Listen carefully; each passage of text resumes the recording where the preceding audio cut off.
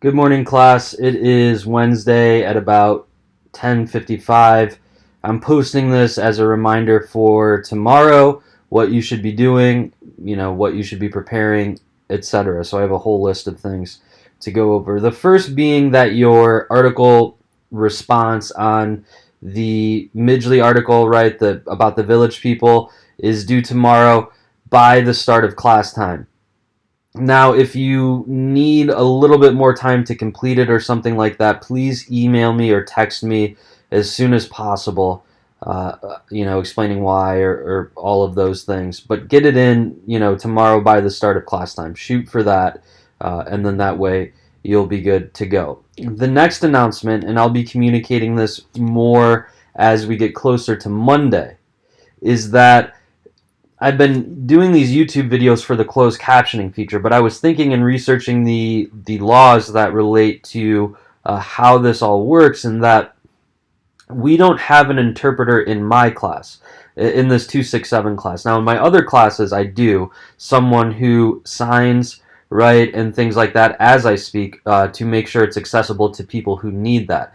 In our 267 class, we do not have that. So perhaps, if I'm understanding this correctly, right, is that the need for me to have the closed captioning feature is superfluous. And if it is unnecessary, then we can try to meet through Blackboard Collaborate, which I've heard other professors are doing. I just got out of a meeting about that. So for Monday, and I'll send out a reminder, we're going to try to do the lecture on the 1980s through Blackboard Collaborate, which means you all will need to be logging on at our normal class time, right? And then I'll go through the PowerPoints that way, and that'll count as your quiz if you attend, right, the Blackboard Collaborate. If you do not attend, right, then you'll lose points for that. But I'll speak more on that later on, as we move forward. But just for tomorrow, what is due is your article summary on Midgley, and then also I posted a video already into our weekly shell. Is the music video and the song Macho Men by the Village People. And instead of uploading your article response to like a forum where you all respond to that, I just want you all to have an organic kind of conversation within an open forum about the Village People and the song Macho Men, right? How does it relate to some of the themes that I discussed for the 1970s turn inward, right? Anti-modernism, the ideal of working to perfect yourself.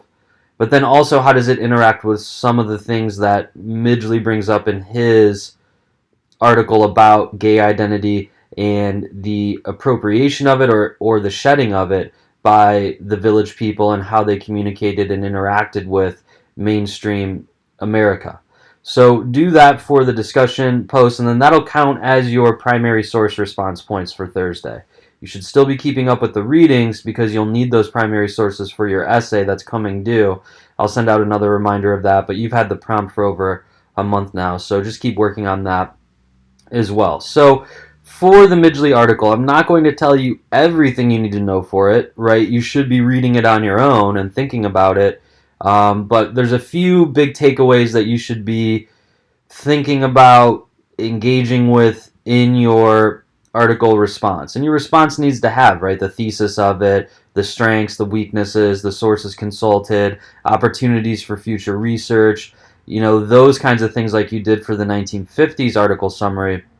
But it is a fascinating article, and there's a lot that can be pulled out from it. And when we think of the Village People, right, by the late 1970s, they emerge as the premier, right, gay band of the 1970s. And as the article points out, right, as they continue to gain mainstream acceptance, fame, and fortune, right, they attempt to shed their gay identity. And Midgley points out that this is more than just cultural hegemony. And cultural hegemony, you should be researching that, but you did that in History 122 just to understand that phrase, right?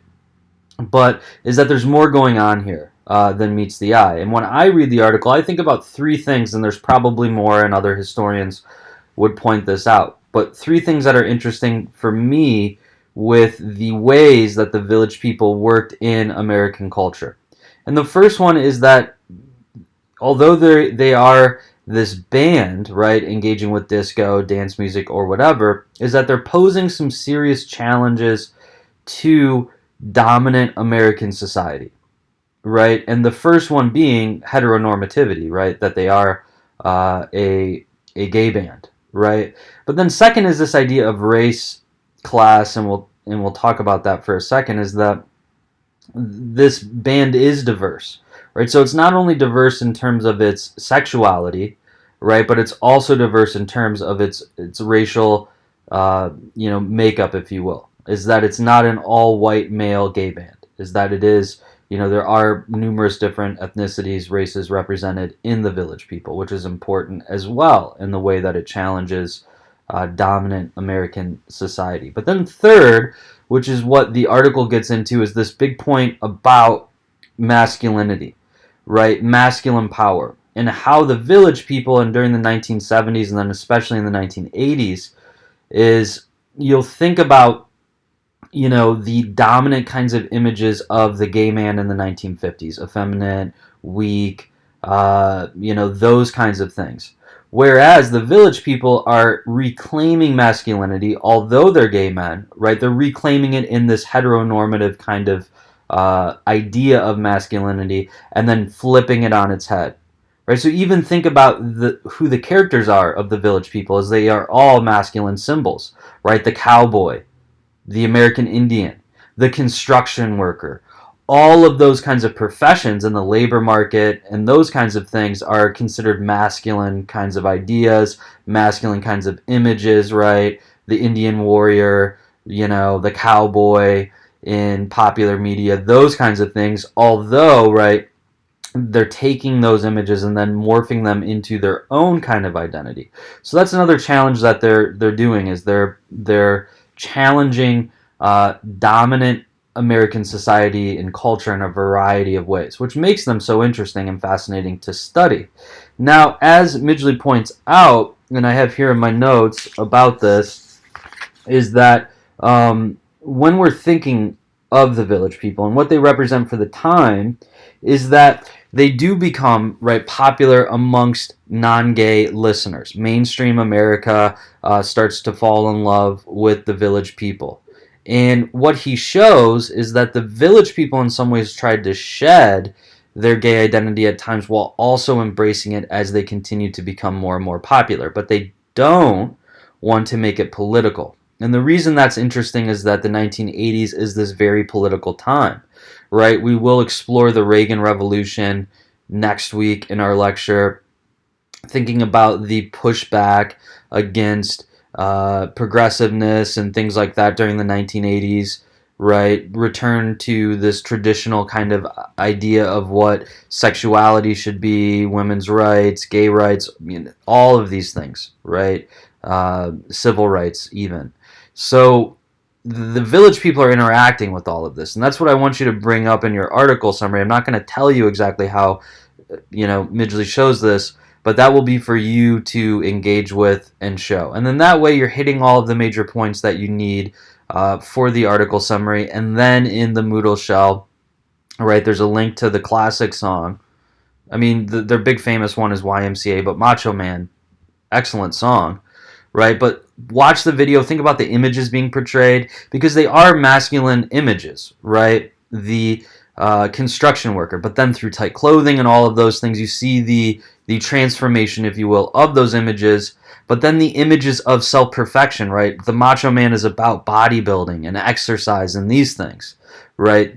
To reinforce ideas of masculinity and power. So watch the video and then discuss it with each other. There will be a little open forum in Moodle where you can talk with each other about it, and then that'll count as your discussion points that are scheduled for tomorrow. And, get that done around class time as well, but if you need more time, just let me know. So those are the things you'll need to do for tomorrow. It won't take you much time to do the discussion, because it's going to be an organic kind of thing, reacting to the music video. But then also get your article summary done. We'll have another article summary for next week, which was scheduled before this transition online anyways, right? Now it'll be the third one. since I canceled, the civil rights one. So this is technically the second one, right? The Macho Man or the Village People article summary is the second one. Third one will be about the male breadwinner and the idea of the family, deadbeat husbands, and things during the 1980s, during this time of, you know, traditional family norms trying to make a comeback through the Reagan Revolution. So that article is already posted on Moodle as well. So once you finish watching this video, I need to make sure we are all staying engaged in this class. I know it's hard with all of the changes. Maybe it's easy to slip away and it's hard to stay engaged. So just email me once you've watched this video so that I know you've watched it, and then that way I can kind of keep tabs on who's remaining active and who's not, or text me. Right, I've had a couple students in my Religions of the World class. We've been engaging through text messaging, which is a nice kind of way, immediate responses, less like email, less formal, that can help make you feel connected still to the class, even though we are all isolated away. So my Google text number, it's listed in the syllabus, but it's 567-280-0072. So either text or email me once you've watched this video, and then, I'll make an announcement as well. So have a good day, and I look forward to seeing your responses and your article summaries for tomorrow.